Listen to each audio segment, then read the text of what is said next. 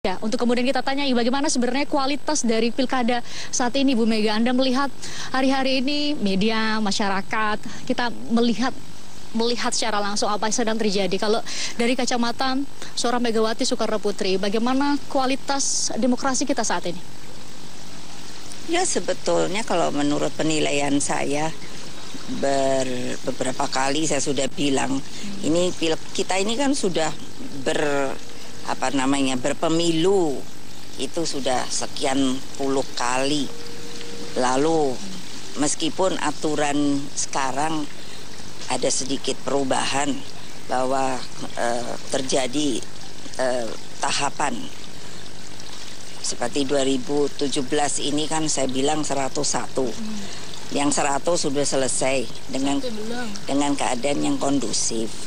Nah, kebetulan termasuk ibu kota provinsi DKI yang karena sebuah keharusan dari perundangannya diminta bahwa untuk itu kan memantapkan, artinya untuk supaya nanti pemenang itu memiliki suara 50% plus 1, makanya ada putaran 2. Nah, kalau saya lihat sebetulnya demokrasi kita ini sejak masuk ke alam reformasi itu semakin baik, karena setiap orang bobot mempunyai hak pilih itu semakin mantap. Tetapi yang saya merasa agak prihatin yaitu dengan DKI ini, karena di DKI ini sangat terasakan dibuat sedemikian rupa nuansa SARA itu. Terus terang persoalan agama itu kan yang dimainkan.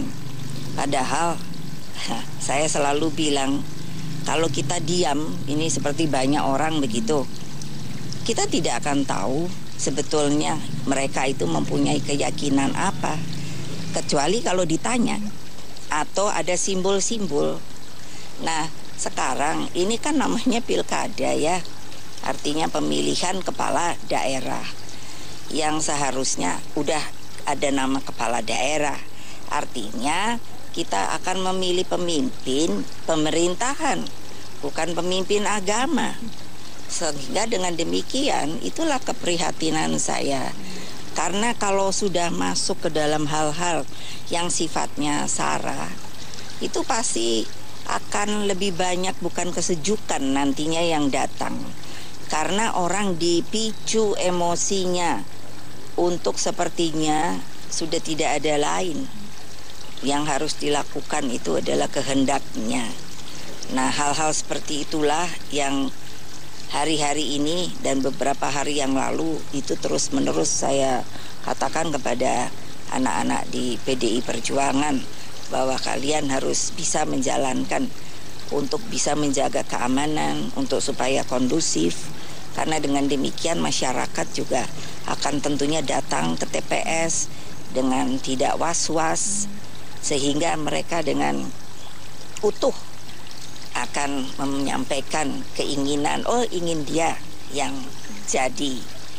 Nah, tentu kalau saya sebagai orang yang atau partai yang mengusung Pak Ahok dan Pak Jarot untuk bisa masuk dan mencapai kemenangan di putaran kedua ini, karena sebetulnya itu tidak karena emosional tapi rasional sekali. Saya melihat mereka berdua bekerja untuk Jakarta sudah dengan baik, menghasilkan banyak hal yang saya dengar sendiri dari banyak warga DKI. Dengan kepuasan ya, Bu, ya? Tingkat kepuasannya tinggi sekali. Nah, kan seperti begitu. Sehingga menurut saya sebetulnya memang kursi itu mahal, Mbak. Saya kan pernah sudah jadi wapres, jadi presiden. Jadi kan itu dapat terasakan ya, kalau sudah namanya duduk di kursi itu untuk pergi itu susah sekali, dan untuk mendapatkannya juga bisa dengan segala cara. Nah, dengan agenda reformasi yang susah payah loh kita lakukan, karena saya sebagai saksi hidupnya, pelakunya, ketika harus kita menyelesaikan rezim Orde Baru. ketika kita diberi keleluasaan ruang yang begitu luas untuk menjalankan demokratisasi di Indonesia ini, hal-hal seperti inilah sebenarnya harusnya kita katakan kepada masyarakat. Tidak perlu seperti itu, karena kita punya sebagai bangsa konstitusi. Konstitusi kita tuh sangat jelas bahwa setiap warga negara Indonesia mempunyai hak yang sama di mata hukum. Nah, kalau sekarang kan aneh ya, bahwa pilihan itu bernuansa sara, dan pada sekarang itu syarat pada sara agama. Sehingga ini kan tidak sama dengan keinginan konstitusi kita. Itu makanya selalu saya tetap katakan kepada anak-anak, kalian tentunya harus ikut menjaga supaya suasana putaran 2 ini kondusif. Biarkan warga memilih haknya. Datang ke TBS, katanya luber. Nah, tapi masa baru di jalan saja sudah disuruh begini, suruh begitu. Ini saya mulai banyak dengar pengaduan. Ada yang tidak dapat surat untuk C6-nya, ataupun juga untuk bisa akibat tidak punya mungkin C6 lalu KTP-nya dan apa. Padahal saya mengatakan kepada KPU, KPU ini adalah Komisi Pemilihan Umum.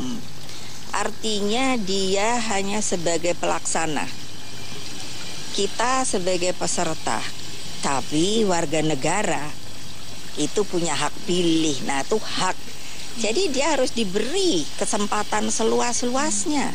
Tidak justru untuk mencari suara, lalu diintimidasi, diteror, dan sebagainya. Ini menjadi nantinya pesta demokrasinya tidak berkualitas. Jadinya bukan pesta lagi.